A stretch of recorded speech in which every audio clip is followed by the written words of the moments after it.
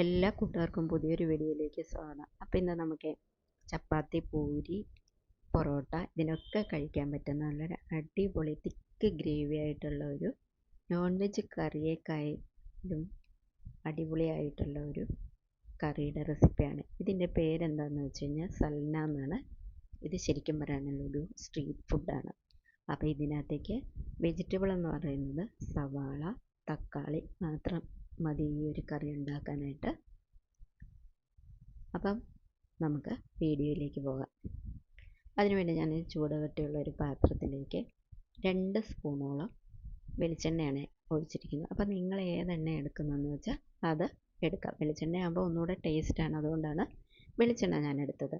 ഇനി നമുക്ക് 3 പട്ട, ഗ്രാമ്പു, 3 ഗ്രാമ്പു, 3 ഏലക്ക, അതുപോലെ തന്നെ ഒരു ചെറിയ കഷ്ണം തക്കോലം, ഇത്രയും ഞാൻ എടുത്തിട്ടുണ്ട്. അത് ഈ എണ്ണയിലേക്ക് ഞാൻ ചേർത്ത് കൊടുത്തിട്ടുണ്ട്.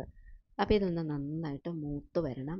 ആ സമയമാകുമ്പോഴേക്കും നമുക്ക് ഇനി ഇതിലേക്ക് 2 മീഡിയം സൈസ് സവാള ഞാൻ ഇതുപോലെ ചെറുതായിട്ട് കട്ട് ചെയ്തതാണ്. അപ്പോൾ ഇതിനകത്തേക്ക് സവാള ചേർക്കുമ്പോൾ വളരെ ചെറുതായിട്ട് തന്നെ നമ്മൾ കട്ട് ചെയ്ത് എടുക്കുക. അപ്പോൾ അതൊന്ന് നന്നായിട്ട് നമുക്ക് ഇളക്കി കൊടുക്കാം. ഈ സമയമാകുമ്പോഴേക്കും നമുക്ക് ഇതൊന്ന് വാടി വരണം. ആ സമയമാകുമ്പോഴേക്കും നമുക്ക് ഇതിനകത്തേക്ക് 1 സ്പൂൺ ഇഞ്ചി വെളുത്തുള്ളി പേസ്റ്റാണ് ഞാൻ ചേർത്ത് കൊടുക്കുന്നത്. അപ്പോൾ ഈ ഇഞ്ചി വെളുത്തുള്ളി പേസ്റ്റ് ഇല്ല എന്നുണ്ടെങ്കിൽ ഇഞ്ചി വെളുത്തുള്ളി ചതച്ചത് ചേർത്താലും മതി കേട്ടോ.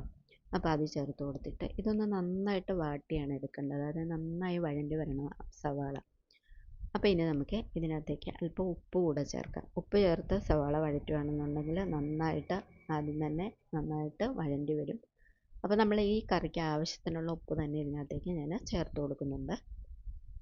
അപ്പോൾ ദേ നോക്കൂ, നമ്മുടെ സവാള നന്നായിട്ട് വഴണ്ടി വന്നിട്ടുണ്ട്. ഇനി ഞാൻ ഒരു വലിയ തക്കാളിയാണ് എടുത്തിരിക്കുന്നത്. ഇത് അത്യാവശ്യം പുളിയുള്ള തക്കാളിയാണ്. അപ്പം തക്കാളി വേണേൽ കൂടുതൽ ചേർക്കാം. പക്ഷേ പുളി ഒരുപാട് ഈ കറിക്കായി കഴിഞ്ഞ് കഴിഞ്ഞാൽ ഇതിൻ്റെ ടേസ്റ്റ് തന്നെ മാറിപ്പോകും. അതുകൊണ്ടാണ് ഒരു തക്കാളി മാത്രം ഞാൻ എടുത്തത്. ഇനി നമുക്കിതിലേക്ക് പൊടികളൊന്ന് ചേർത്ത് കൊടുക്കാം. പൊടികൾ ചേർക്കുമ്പോൾ ആദ്യം തന്നെ ഞാൻ ചേർത്തിരിക്കുന്നത് ഒരു വലിയ സ്പൂൺ തന്നെ മല്ലിപ്പൊടി ചേർത്തിട്ടുണ്ട്. ഇനി 1.5 സ്പൂൺ അളവിലുള്ള കശ്മീരി ചില്ലിയാണ് ചേർക്കുന്നത്. അപ്പോൾ ഇതിനധികം എരിവൊന്നും വേണ്ട കേട്ടോ ഈ ഒരു കറിക്ക്. അതുകൊണ്ടാണ് കശ്മീരി ചില്ലി എടുത്തിരിക്കുന്നത്. അതും കൂടെ ചേർത്തിട്ട് 1/2 സ്പൂൺ ഗരം മസാല ചേർക്കാം. ഇനി നമ്മൾ ഇതിലേക്ക് ചേർത്ത് കൊടുക്കുന്നത് ചിക്കൻ മസാലയാണ് കേട്ടോ. അപ്പോൾ ഈ ചിക്കൻ മസാല ഇല്ലെന്നുണ്ടെങ്കിൽ നമ്മൾ ഈ ഇറച്ചി മസാല എന്ന് പറഞ്ഞൊക്കെ കിട്ടുമല്ലോ നമുക്ക് പാക്കറ്റിൽ, അത് ചേർത്ത് കൊടുക്കാം. അത് ഒഴിവാക്കരുത് കേട്ടോ. അത് നന്നായിട്ട് നമ്മൾ ചേർത്ത് കൊടുക്കണം. അപ്പോൾ ഇതിനകത്തേക്ക് നമ്മൾ പട്ട, ഗ്രാമ്പു, ഏലക്കയൊക്കെ ചേർത്തപ്പോൾ കുറച്ച് പെരിഞ്ജീരകവും കൂടെ ചേർത്താൽ നല്ലതാണ് കേട്ടോ. അപ്പോൾ അതും കൂടെ ചേർത്ത് ഇതുപോലെ പൊടികളെല്ലാം ചേർത്തിട്ട് നന്നായിട്ട് ഞാൻ മൂപ്പിച്ചെടുക്കുന്നുണ്ട്. അപ്പോൾ ഇനി ഞാൻ എടുത്തിരിക്കുന്നത് കുറച്ച് തേങ്ങാ കഷ്ണങ്ങളും ഇതുപോലെ ഒരു 6-7 കഷ്ണം കാഷ്യൂനട്ടും കൂടെ എടുത്തിട്ടുണ്ട്. ഇത് നമുക്ക് അല്പം വെള്ളം ഒഴിച്ചിട്ടൊന്ന് അരച്ചെടുക്കണം.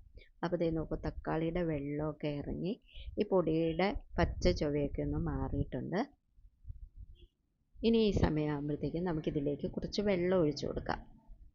അപ്പോൾ ഞാൻ ഇതിനകത്തേക്ക് എടുത്തിരിക്കുന്ന തിളച്ച വെള്ളം, ഒന്ന് ആറിയ വെള്ളം കേട്ടോ, അത് ഞാൻ കുറച്ച് ഇതിനകത്തേക്ക് ഒഴിച്ചു കൊടുക്കുന്നുണ്ട്. അപ്പോൾ കുറച്ച് കൂടുതൽ വെള്ളം നമ്മൾ ഇതിനകത്തേക്ക് ഒഴിച്ചു കൊടുക്കുന്നത് നല്ലതാണ്.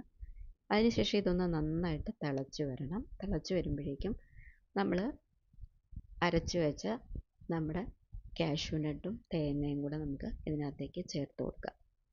ചേർത്ത് കൊടുത്തിട്ട് നന്നായിട്ട് ഇളക്കി കൊടുക്കണം. ഇളക്കി കൊടുത്തതിന് ശേഷം നമ്മളിത് അടച്ച് വെച്ച്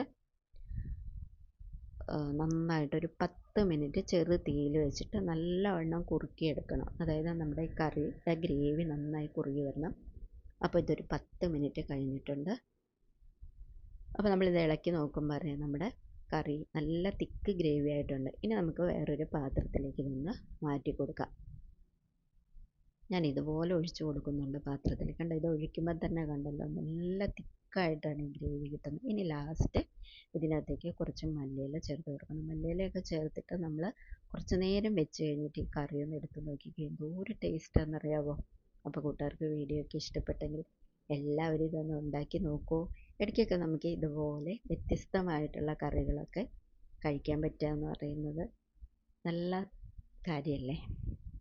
അപ്പം കൂട്ടുകാർക്ക് വീഡിയോ ഇഷ്ടപ്പെട്ടെങ്കിൽ എൻ്റെ ചാനലൊന്ന് ലൈക്കും ഹൈപ്പും ചെയ്ത് ഓൾ എന്നുള്ള ഓപ്ഷൻ ക്ലിക്ക് ചെയ്താൽ ഞാനിടുന്ന വീഡിയോയുടെ നോട്ടിഫിക്കേഷനൊക്കെ കാണും.